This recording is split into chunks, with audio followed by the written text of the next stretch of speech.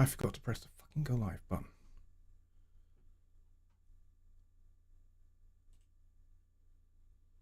Hello, everybody. I'm an idiot. I have been sat here talking to you guys thinking I was live, and I was not live. I forgot to press the go live button. I've been doing this for 6 years. You would never know it, would you? You would never know that we've done more than flipping, I don't know, how many shows now? It's got to be over 300 Sunday Night Lives. And I totally forgot. And I've just been talking to you guys about fun things. And I had no idea. I'm really sorry. I totally forgot. I had not realized I had not pressed the go live button. So there we go. So you have missed everything that I've just said. And you have also missed the intro music. So, oh my God. I'm so dumb. So I'm sorry about that, folks. I'm going to let that one through. That's fine. Yes, I am an idiot. I set everything up and I played the intro music and I've just been talking to you. We have actually, according to OBS, we have been streaming for like 8 minutes and 30 something seconds. But I had not pressed the go live button in YouTube because I'm smart. I'm clever. So anyway, why don't I play the intro music for you? Because there was a big point to that. I will play a wee bit of it, and I want you to guess the tune. And you will get points. Points don't mean prizes in this situation, but you will get points, and you'll get kudos from everyone in the chat. So I'm going to play just a few minutes, a few seconds of this, and you can tell me what you think.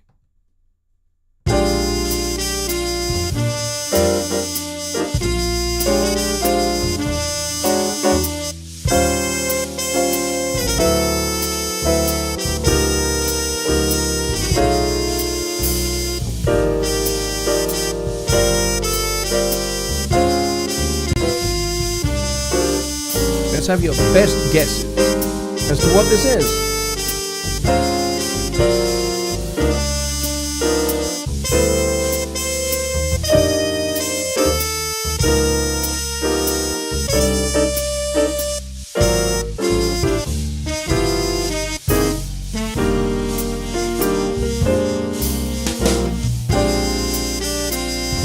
Benny Goodman. It's not Benny Goodman.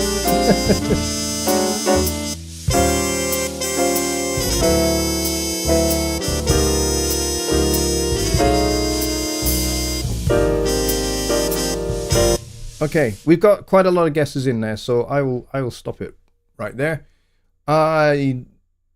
Who got it first? Who got it first? Let's see. It was Ron Figueroa. He got it first. He said Silent Night, and everybody else piled in Silent Night Jazz. Yes, you are correct. And no, it's not in a minor key. It's in the regular major key. It's just a little bit reharmonized.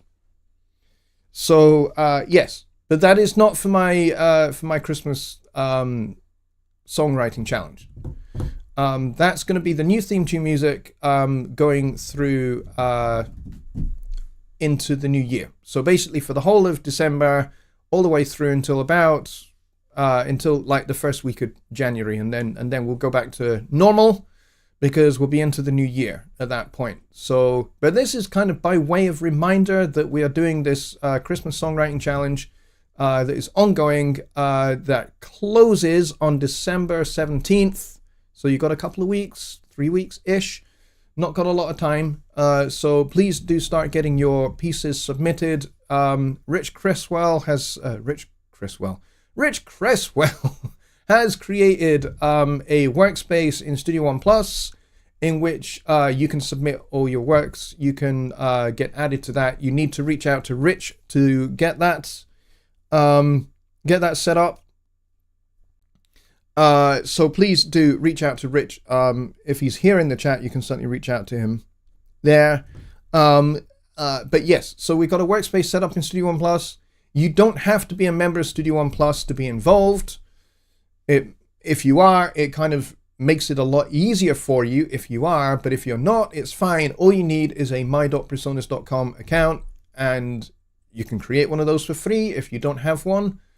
But if you have any Presonus hardware gear, or if you have Studio One, then you already have a My Presonus account. And once you've got those, you can be invited to the workspace, and you can join it, and you can work within that workspace. You just won't get any other access to Studio One Plus. You'll only get access to the workspace. But it will work, and you'll be able to upload your songs there. And we will all be able to, all the people inside that workspace will be able to give you feedback and stuff on your song as well. And we can talk, we can discuss in that group as well. So it will work fabulously if you want to be involved. He's not here yet, but hopefully he will be. He did kind of say that he would be, so hopefully he will be. But yes, in the intro, I was talking about my weekend and the fact that my weekend has gone very, very badly. I hope everyone has had a much better weekend than I have. Billy Morgan was first in the door as usual, followed by, I think it was Craig that was next from W5 Family. And then John Lake is here, Chris Rackner is here, Christina was here, but she's on the way to bed, but she popped in to say hello. Hello to you, my dear. And we've got Sean Aaron, we've got Ron Figura, we got... Ron has a question which we're going to get to in just a minute. Billy Morgan is here, as I said. Spin 180 is also here. Lowenz is here. Hello, mate. Not seen you in a wee while. Glad you're here. Kevin from Kevin's Guitar Stories is here. He says he'll be watching football, but he'll catch the replay. Thank you, Kevin. I appreciate that. Steve Wilson is here. Radio Talk Trumpet, that's my good friend Keith, is here. He and I have been having a really rather wonderful conversation today, which has been fantastic. I've really enjoyed our chat. And Bobby Booth is also here. Dwayne is here. He says, I'm still full of dinners and leftovers, but I'm staying awake for the show and all the fine people from around the world. Awesome, Dwayne. We appreciate you immensely. Let's see. Just Bobby is here as well. Danny Taylor is here. And Paul Morgan is here. And I'm fairly confident I saw somebody that we have not seen in here before either. And I don't want to miss them. Don Hamer is here. Hello, Don. Good to see you. Boris Dancy is here as well. Who have I missed? And Secret Squirrel is also here. But there was somebody else that I spied. Somebody else's name who I've not seen before. And I can't find that name now. Which is a little bit sad. Why can't I see that name? I will find it. I will find you. I will find you. It'll be fine. So going back to my weekend, if anybody is interested, basically we've only been in this house for 2 years. It's a brand new house, brand new build house, and so we had a kitchen installed as part of the build of the house, and so it has an integrated dishwasher. And over the last couple of years, basically, it would seem they had not fitted the panel for the door that goes over the front of the integrated dishwasher. They had not installed that correctly. And so basically every time we were opening and closing the door, it was bending the door of the dishwasher. And we had no idea this was happening until one day the door would not shut properly. So we had to get a new dishwasher, which we took delivery of on Friday. And we spent £700 on this. And they installed it, they powered it up, it was working, and they put it on a machine care cycle so that it would just give it a clean before we could use it. Everything seemed to be going fine. I went, I said goodbye to them, and off they went, and so I came back in here and carried on with doing some work for a bit because I knew that cycle was going to take a wee while. I went back downstairs maybe 2 or 3 hours later. Dishwasher apparently seemed to have finished. It was no longer running. So I thought, okay, must have finished. Okay, it's fine. And I didn't really think any further of it. But later that evening, we had dinner and it came time to stack the dishwasher. However, there was a major problem. It would not power on. Having powered on earlier that day, it now would not power on at all. We couldn't. I checked the fuses. I checked the power supply. Everything was working. There should be power going to the unit. It was not working. No power. No matter how long I pressed in the power button or how many times I pressed it, nothing. It wouldn't even start. The display just would not light up. Nothing. No response whatsoever. Bit confused by this. I phoned the company that we'd bought this from and said, hey, this, it's not powering up any. It powered up when they installed it, but now it isn't. And they said, oh, we can't get anyone out to come and look at this until, like the middle of next week. I'm just like, what? I'm not having that. So, yeah, I got into a bit of an argument with the people that we bought it from. And they got upset. I got upset. But eventually I managed to get a manager. Eventually. Took a lot of arguing and persuading. But eventually I got to talk to a manager. Manager was actually pretty reasonable. He was only doing his job. Anyway, long story short, we got some guys coming out to come and check over the installation of this dishwasher on Friday, and hopefully everything will get sorted out there. Fast forward to tonight. So I've been washing dishes by hand, and I opened the door to the under the sink cupboard. There's rather a lot of water in that cupboard. I had not noticed this. I wonder if the hose for the dishwasher had not been installed correctly and water just leaked out when the machine care cycle was on, and maybe that water got into the electrics and fried the electrics. That would make sense. So that's what I think maybe has happened. I'm guessing we'll find out on Friday. So stay tuned for the next installment of the Goldbridge Dishwasher Saga. By hand dishwashing is by far the best. It is when you've got a proper drainer that you can stack all your dishes on, which we don't have because we have an integrated dishwasher that, had worked for 2 years and worked really, really well. And our new one should work incredibly well. It should be the latest and greatest dishwasher. It was highly recommended. In fact, it is so good, you can connect it to the flipping Wi-Fi network, which means I can load it up, stack it up, I can close the door, and there's a flipping app that you can download onto your computer, and you can select the program on your computer and start the darn thing without even being there. Or you can have the app on your phone and you can start the thing whilst you're not there. It's mental. It's like the 21st century. It's bonkers. So, Paul Mint, that's you. Paul Mint, that was you. I missed you. I'm sorry, Paul. Yes, welcome, Paul. So there you go. Integrated, does it push dishwashers away? No, it doesn't put the dishes away. What it means by integrated is that it's basically built into the kitchen. It's not like separate standalone. It's actually built into the installation of the kitchen, and it's got a nice wood panel door that's attached to the front of the dishwasher, so it all kind of fits in with all the other cupboards and things. But yeah, pain in the arse because I'm shit at actually dishwashing by hand. I make a heck of a mess. So there you go. This weekend has not really gone terribly well, and then I started the show, and 7 minutes in, Kyle sends me a message saying, "You're not live."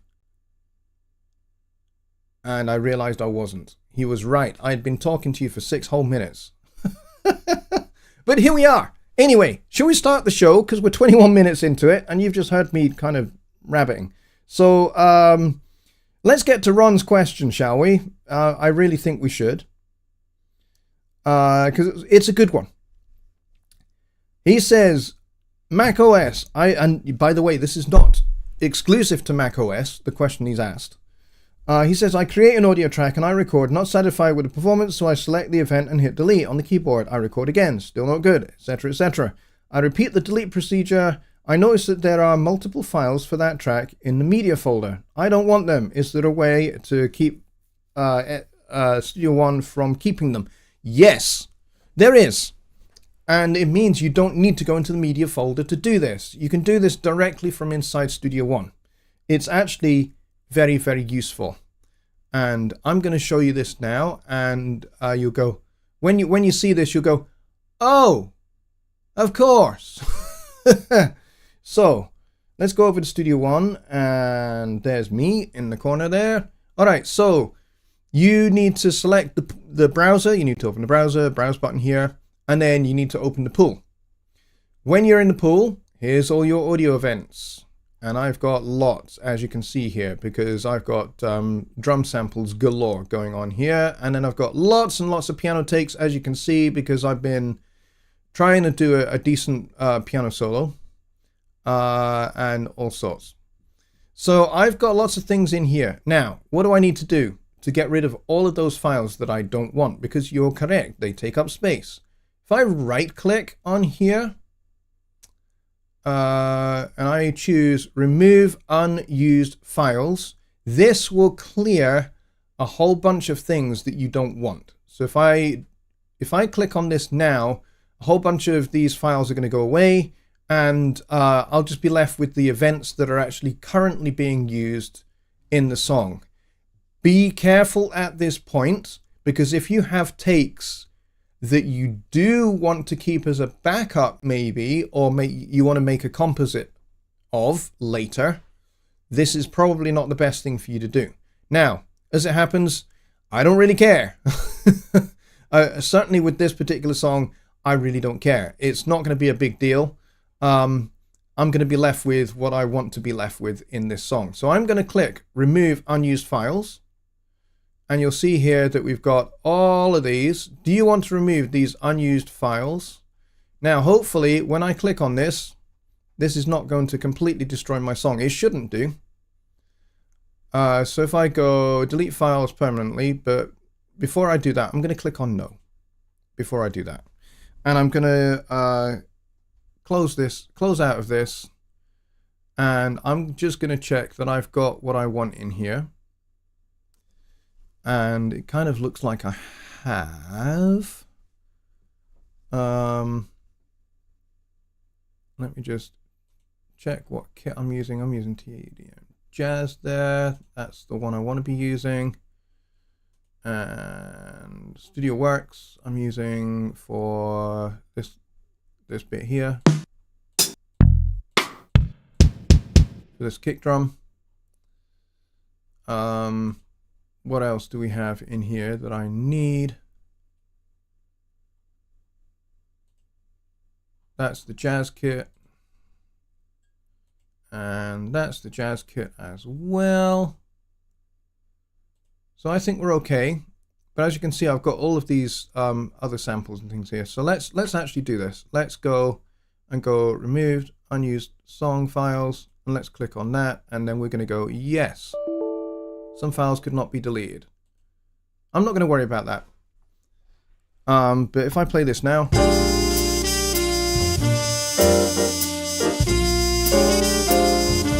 it plays just fine. But what you'll notice is all of those drum sound files that were in the pool have gone.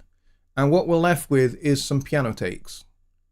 But that's okay. I don't mind that. There's only like one extra piano take here.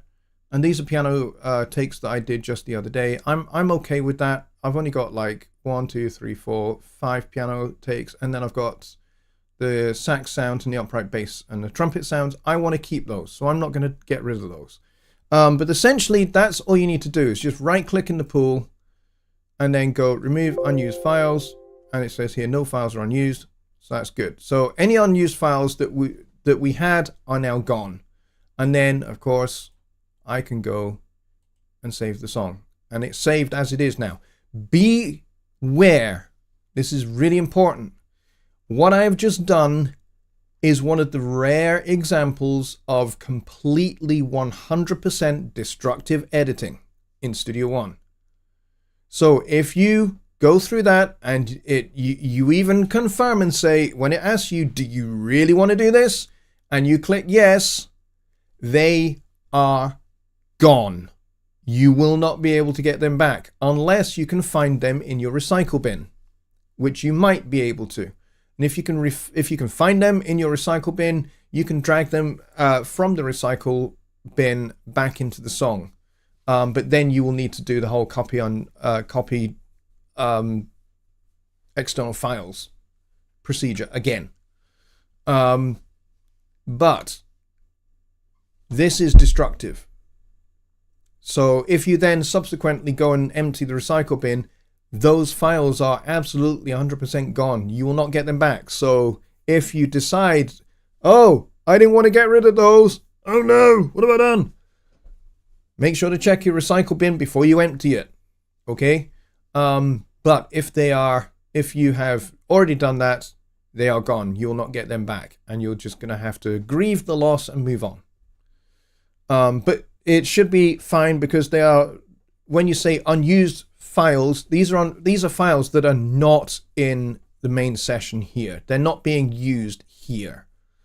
So that's what it means by unused files. It means files that have been created, takes that have been recorded, that you have discarded. You've pressed delete, and they just sit in the pool, just in case you might change your mind. That's the beauty about Studio One. Even if you hit the delete key, you can still recover from that. You can still go, you know what? Actually, maybe after all, I like that piano take. I didn't like it at first, and that's why I deleted it. And I've done a few other takes that maybe aren't quite as good. So now that I've got to this point and I decided, you know what? Maybe that first take was the best one after all. You can go fish it out of the pool, drag it back into the song, and everything's good. But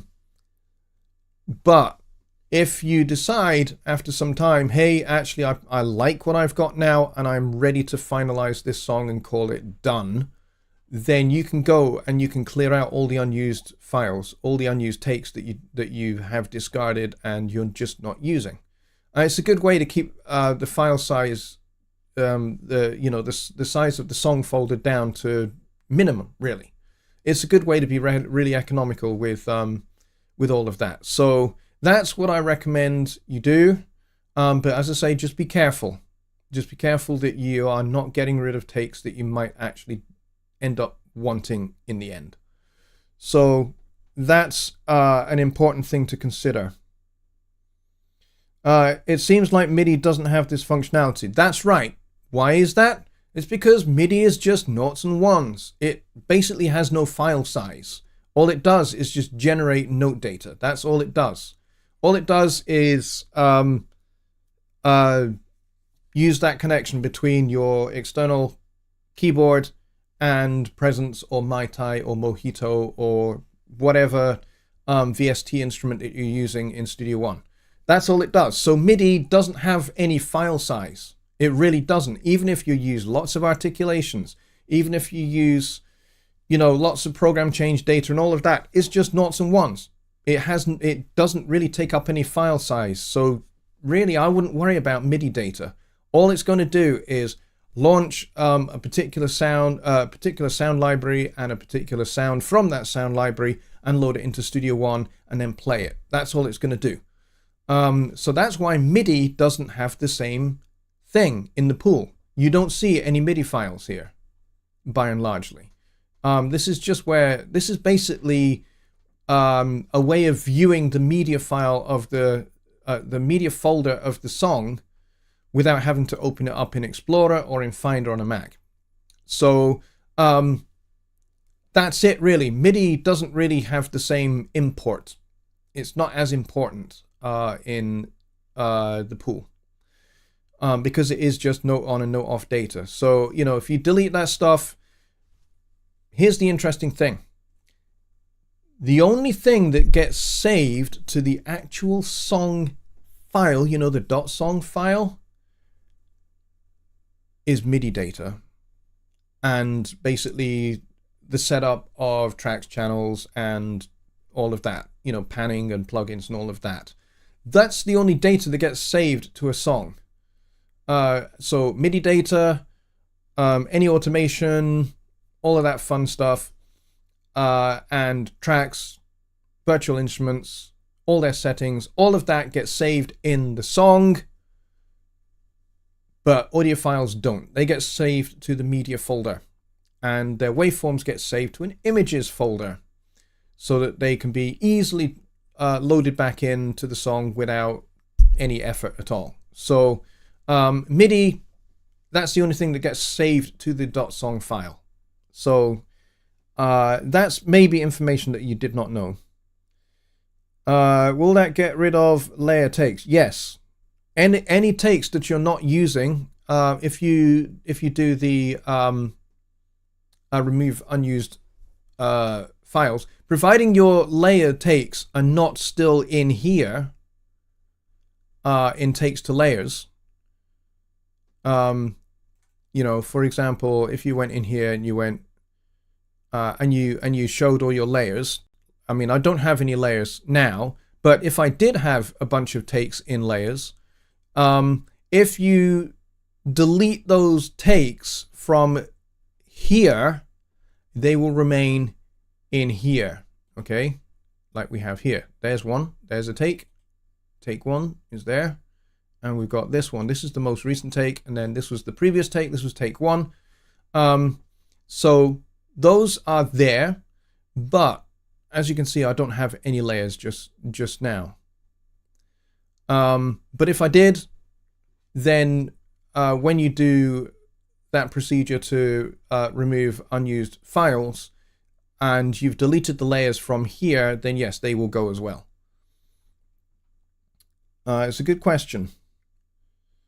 Neil says there may be a system backup recovery option that could retrieve the file. Possibly. But yeah, you like I say, you just want to be careful. Bobby Booth says, how do I copy a MIDI track so I can use for other instruments to play the same notes? Dead easy. You just copy. You know, you just copy a standard thing. So if I was to select this, copy that, and then if I go over here, I go new song, like that, new song, then I can go right click, and I can go paste. And there's no sound assigned, that's fine. So let's put one in there. And then let's go and select, oh, that's not the instrument I wanted to put on there. That's presence. I didn't want to do that. I wanted to put impact on there. So I want to replace. And let's open this. Let's open this. And let's select that. And let's see if this plays.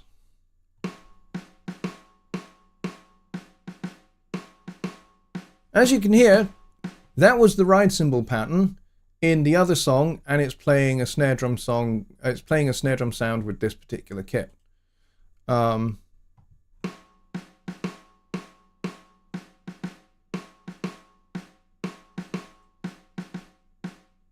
Because the ride cymbal should be there. See, it's on E2. For whatever reason, the ride cymbal on the other kit was mapped to E2, and in this case, it's a snare drum. But let's just say we like this, but we want to find the ride cymbal instead. So if I do select all, where's the ride cymbal? There it is. So let's just drag that up there.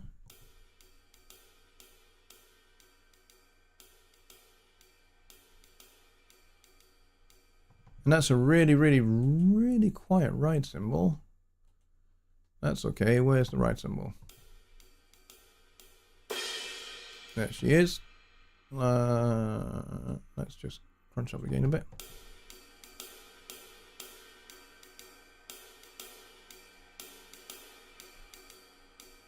And there we go. So I've just literally copied and pasted MIDI from one song to another song.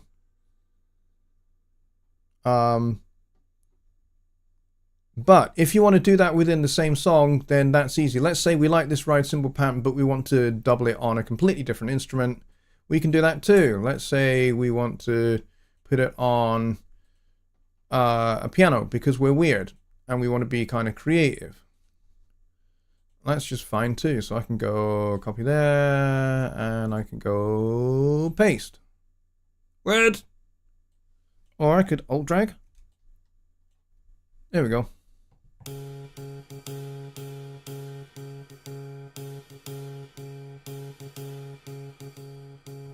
There you go. So copying instruments and using the same MIDI for other instruments in other completely unrelated different songs is entirely possible in Studio One. Why? Because it's noughts and ones. Notice, if I go over to the pool now, the only thing that we've got here is the sound that was selected. That's the only thing that gets loaded into the pool here. So if I select that, look at that. Piano, grand piano, light. Chocolate audio. All right, so we know who that's made by. Now, if I was to remove this, the piano sound would have no sound. Okay? Let's see. John says, on the 32R, what channel is the headphone output mapped to? Maybe a matter of read the manual, but I thought I'd ask. I have no idea because I don't have a 32R. So, no idea. So, yes, you are going to have to read the manual, I'm afraid. Ron says, is there a way to open an SMF with default general MIDI mapping for all the tracks? Some SMFs have this functionality.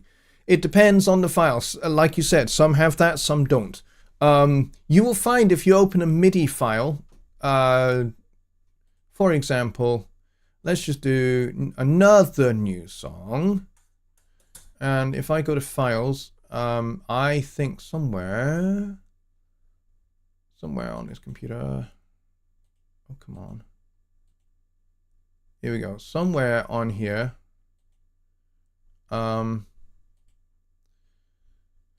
I have a MIDI file. Oh, giant steps. Here we go.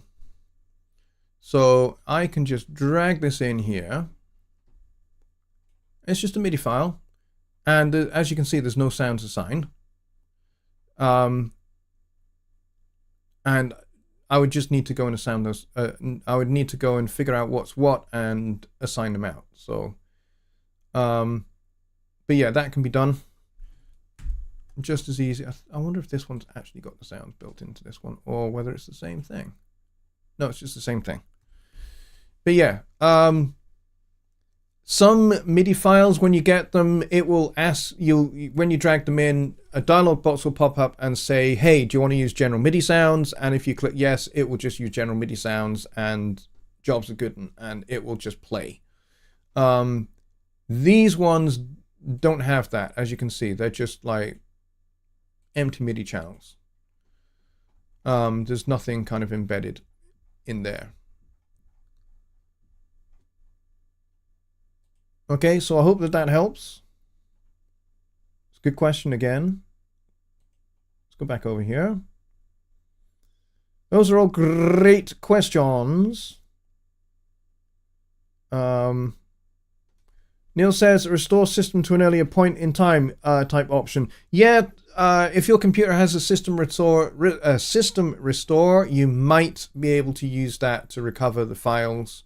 It will basically take your computer back in time to that particular, to before that particular mess up on your song took place.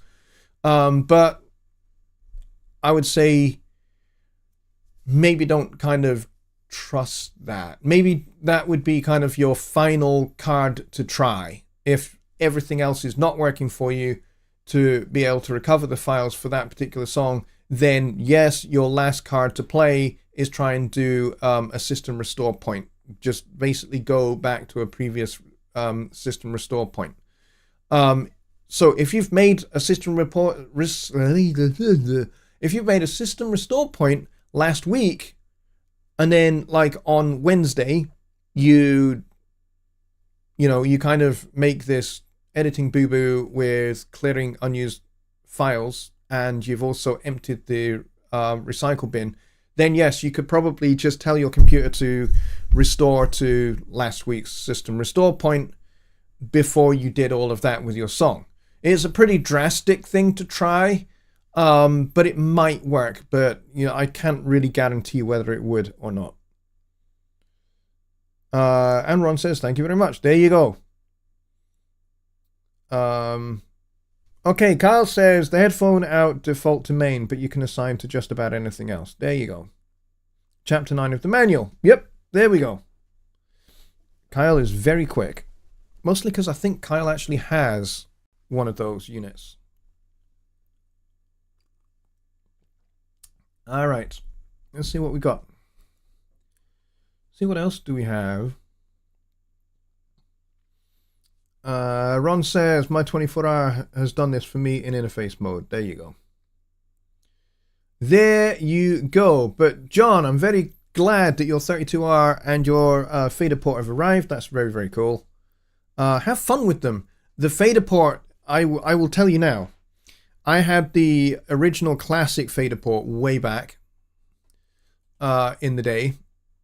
And it was an absolute stalwart. Really wonderful, incredibly reliable device.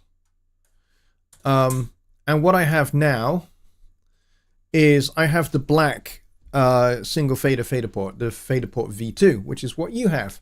And it's really good. They've got much softer buttons than the old one had. The old one had, you know, quite hard push button buttons where when you push them they actually click. Which when I was making videos was not great, because whenever I was flipping between having the mixer open and not having the mixer open, there was a button that was mapped on the fader port classic to be able to just do that. You just pushed a button and it would open the mixer. There isn't such a button on the black fader port though. However, if you press shift and I forget which one it is now. I can't remember which one it is. I think it's the shift and the link button, but I can't remember. No, it's shift and section. So if you press shift and then you press the section button, there you go. Shift and section will do it.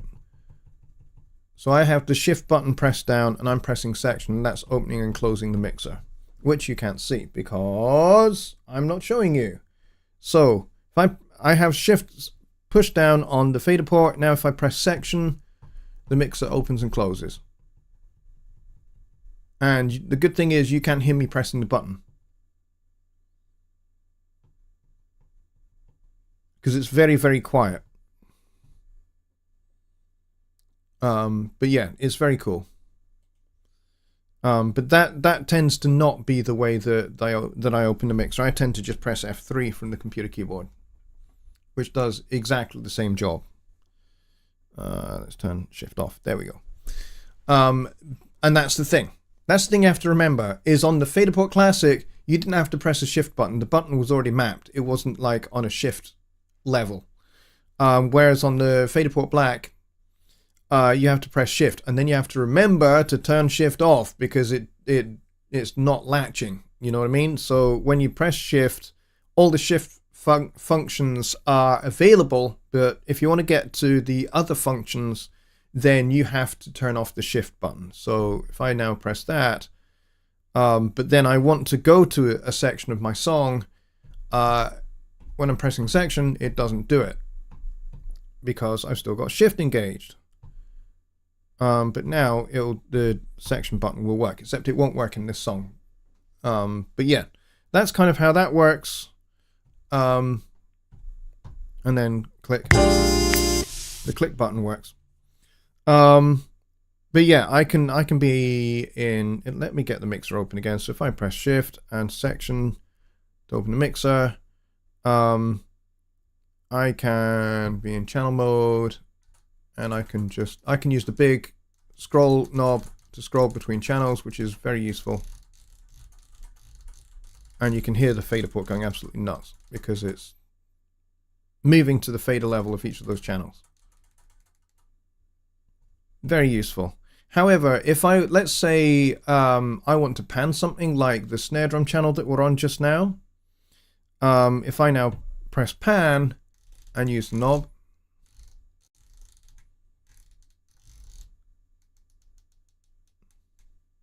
there you go. it'll do that. So kind of useful. And then I can press the next and previous also to navigate between the channels. So yeah, it's got plenty of user functionality, which is very, very cool. We all know shift happens. Yes, absolutely. All right, so there. I hope that that helps with your fader port. There you go. Very quick, kind of rough and ready, kind of improvised fader port tutorial there. It's an incredibly useful device. I use a mixture of using the fader port and the Studio Live Series 3 32. What was mine? 32SC in DAW mode. So I kind of use these in tandem with each other, because the great thing about the mixer is that it's got a fat channel control section, which basically means I've got access to panning, gain, gate, compressor, and EQ settings from the fat channel on each individual channel. So let's say, for example, on this channel that I'm on just now, which is still our snare drum channel, I can turn the pan knob here and it pans.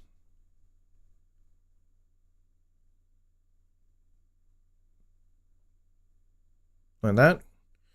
And I can also diddle with the gain as well, which I'm not going to do. But yeah, so there's like all sorts of different things that I can mess about with here in the fat channel. And so I kind of like do a lot of the stuff on the fat channel, and then I like to do automation and things like that. Like I can select a certain channel and I can go, you know what, I want that pan just a little bit wider maybe. And then the tenor saxophone can also go a little bit wider. So maybe they're both like 49 left and right each. And then when we play that, there's kind of a little bit more separation between the two. So that's kind of useful. So the fat channel in on the mixer in DAW mode is very, very useful. Fader port in combination, very, very useful. So if I want to do like automation for volume or something like that on a single channel, then I'll use the fader port, and I'll just, you know, I'll click on this guy here and I'll go edit automation volume, and then I can use the volume fader to write the fader. So that's nice and easy. But if I want to like automate all of these channels using my fingers on all of those faders, then I'll do that. I could also bind those channels to a VCA fader and again use the fader port to kind of do that if I want to write multiple channels whilst maintaining their relative levels. Then yes, I can do that too. So there we go. Danny says, getting a Studio Live SC tomorrow. Awesome. Congratulations. It is a great little mixer. I don't know which one you've got. Yeah, you've just said the SC. What am I talking about? It's basically a 32 channel mixer in a 16 channel chassis, which is pretty cool. So you've got like double the channels in a smaller chassis, which is great. It does a fantastic job. I love mine. I have two Series 3 mixers. I've got the original blue 16 channel Series 3 mixer, and I've got the SC, which is very, very cool. So I've got two available to me if I want to use two. I don't know if there is a way on a Windows machine to be able to daisy chain the two mixers together to make like one big 32 channel mixer. I don't think there is, but yes, I do have two available to me. Let's see. What else do we have? Ron Figueroa says UC Service Chapter 9 is the settings page. Yeah, I think Kyle is talking about the manual for the Studio Live. Yeah, and he's confirmed that there. Okay, we got any more questions, guys? You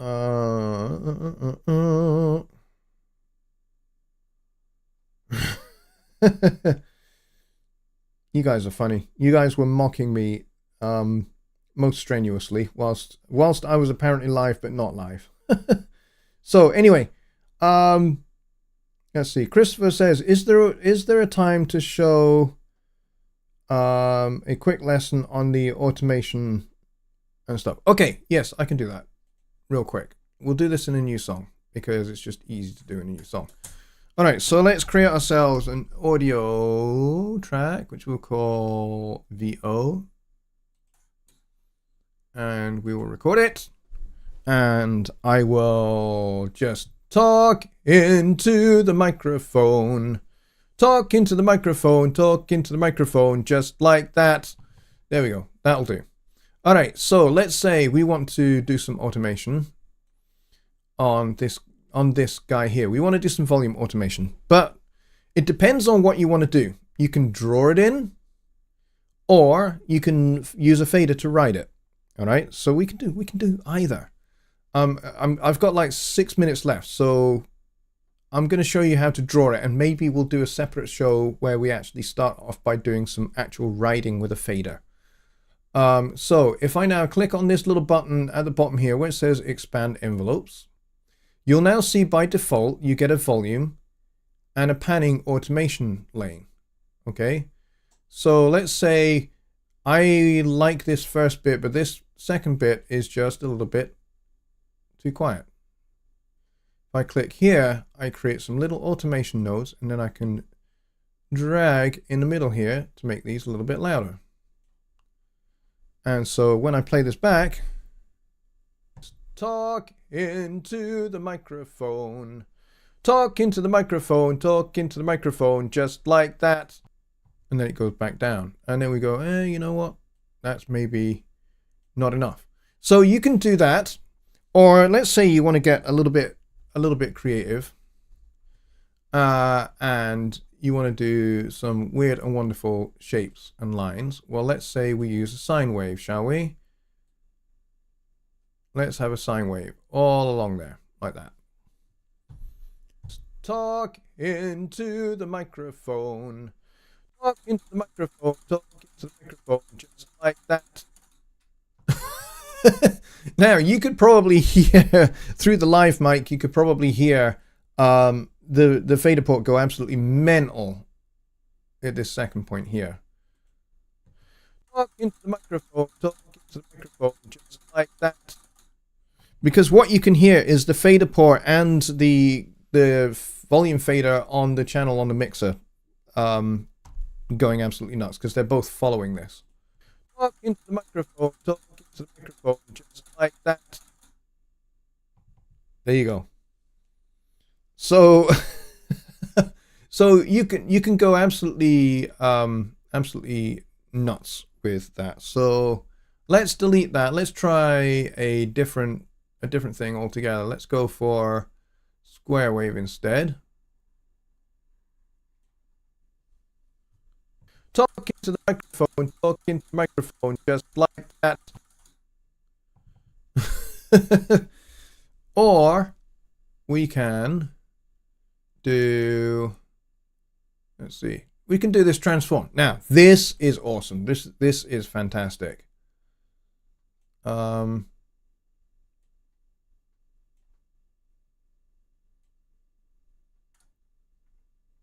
I can just drag these corners around.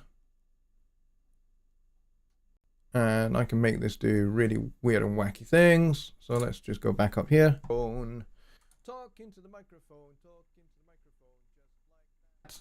So basically all I've done there is I've just done like a fade out.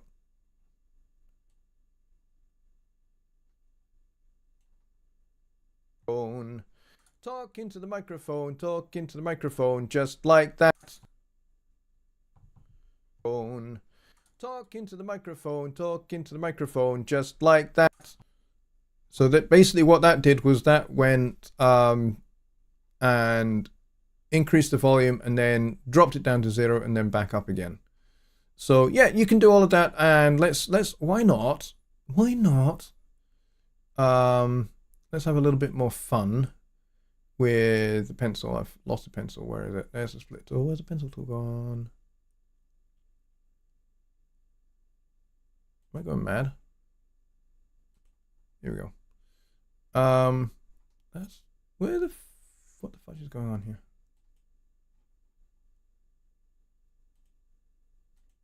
Oh, here we go. I was being an idiot.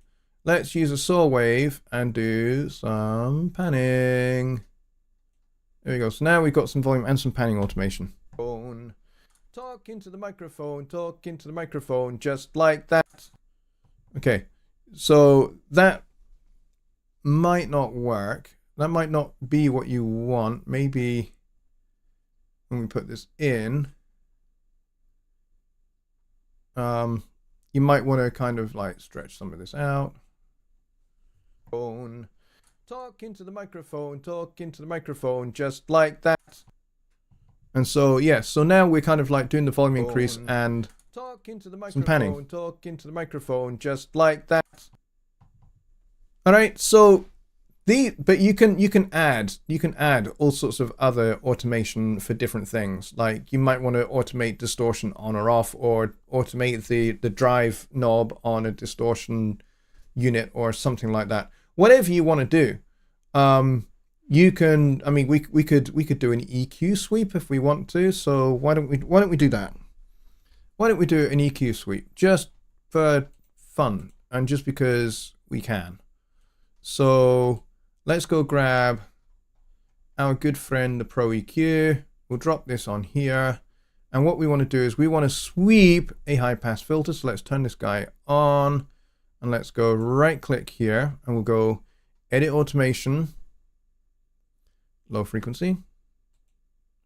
And now a new lane appears. So let's say from here, we don't want to use this. We maybe want to freehand it. So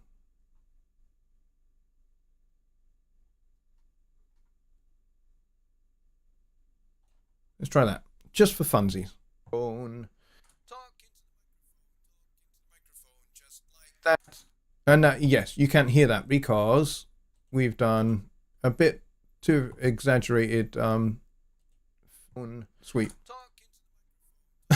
That happened a bit too quickly. So let's delete that and let's make this a little bit more gradual.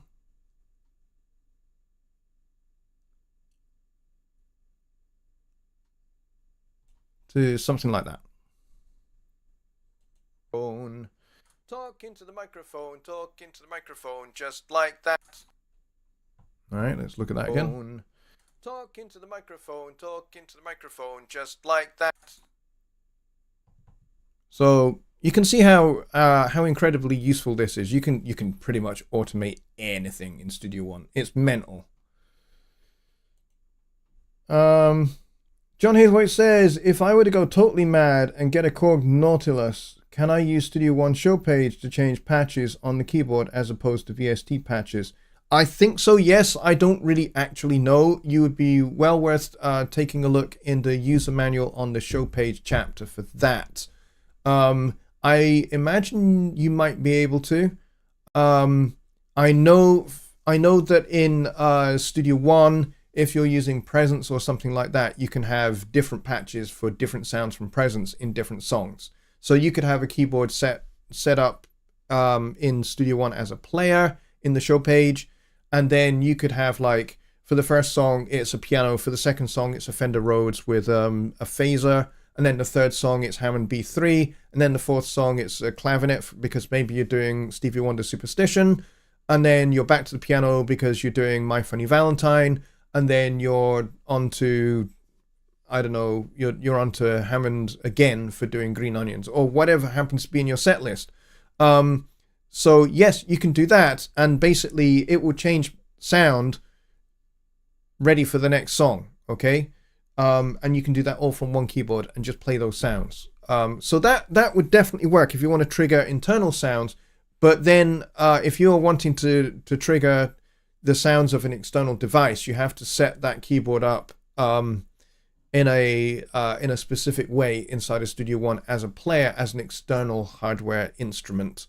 And then, like you can in the song page, you can control patches of your external device inside the song page. You should be able to do the same in the show page. I don't quite know how it's done because I don't have that kind of setup whereby I can test that, unfortunately.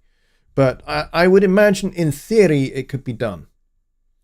Billy says, right latch modes are for using mouse or fader to change automation. Yeah, the write mode allows you to write automation. The cool thing with the latch thing is that if you're using a fader, let's say with latch mode on, when you're using the fader, and let's say you want to do a fade out, so you move the fader down, then you let go of the fader will go back to its original position, and that will also be written into your automation as well. So that's what latch does. It sets a particular latch point, you move the fader either above or below that latch point, and then you release the fader, and the fader goes back to that particular point, and that gets written into the automation. So let's say you want like, I don't know, -3 dB as your latch point. And then any fader movements above or below that, when you release the fader, it will go back to that point. So you may decide, I want this bit a little bit loud, a little bit quieter, so you turn it down. This bit a little bit louder, so you move the fader up, then you let go, and it goes back. And then you make it go quieter, you let go, it goes back. So that's kind of what latch does. So I hope that helps you. Ron says, that's a basic function of MIDI. You will need to use bank select messages, and Studio One supports that. There you go. There's kind of a very much more definitive answer.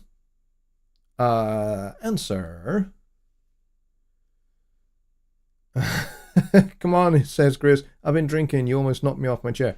Yeah, with my crazy panning automation and all of that shit. Yes. Talk into the microphone, just like that. There you go. So if you're wearing headphones, that will definitely make you a little bit seasick. All right, so let's see. Ron says, I have the Kronos, and in song mode it would, so I imagine that would carry over into the show page. Billy has got a after show Zoom set up, so if you guys want to come and join us over there, you are very welcome to come and do so, and we can talk more about either Studio One, we can talk more music stuff, or we can just basically just hang out and I can finish my cup of tea before I go to bed. So if you guys are up for that, then please do consider joining us for that. I'm just launching Zoom right now so that I'm ready to go. And then the other thing I'm going to do is I'm going to go back to the music for playing us out with. And with that, folks, thank you. I apologize for the poor start to the show. I'm such an idiot. I had not pressed go live. That was stupid. That won't happen again. That's like the first time in 6 years of doing this that I have done that. So sorry about that, guys. I will see you on Wednesday for Songwriting Simplified, where we will be very much into the Christmas mode by that point. So, and we will be getting pretty close to needing you guys to be deep into doing your songs. So if you want to talk more about kind of songwriting from a Christmas songwriting challenge point of view, get your questions into that show, and I will help you with those. If it's going to help you get your songs done better, we'll do that. And if Rich is available, maybe we'll have him on the show as well. All right, folks, so with that, I'm going to bid you a very good night, and I will see you on Wednesday for Songwriting Simplified.